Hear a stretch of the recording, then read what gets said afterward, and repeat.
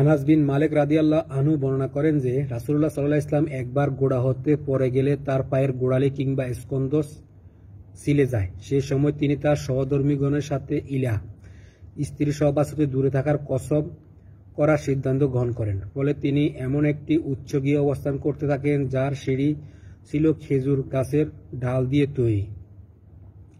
সাহাবা কেরামগণ রাদিয়াল্লাহু আনহু একবার রোগশয্যায় তাকে দেখার জন্য আগমন করলেন। তিনি তাদেরকে নিয়ে বসে বসে নামাজ আদায় করলেন এবং তারা দাঁড়িয়ে নামাজ আদায় করলেন। সালাম ফিরে তিনি বললেন, অনুসরণের জন্য ইমাম নিযুক্ত হয়ে থাকেন। যখন ইমাম আল্লাহু আকবার বলবেন তখন তোমরাও আল্লাহু আকবার বলবে। যখন তিনি রুকু করবেন তখন তোমরাও রুকু করবে, আর যখন তিনি সেজদা করবেন তখন তোমরাও সেজদা করবে। যখন তিনি দাঁড়িয়ে নামাজ আদায় করেন তখন তোমরাও দাঁড়িয়ে নামাজ আদায় করবে। তিনি 29 দিনে ইলা ভঙ্গ করে অবতরণ করলে সাহাবায়ে কেরাম রাদিয়াল্লাহু আনহু বলেন, হে আল্লাহর রাসূল, আপনি 1 মাসের জন্য ইলা করেছিলেন। তিনি বলেন, 29 দিনেই এই মাস।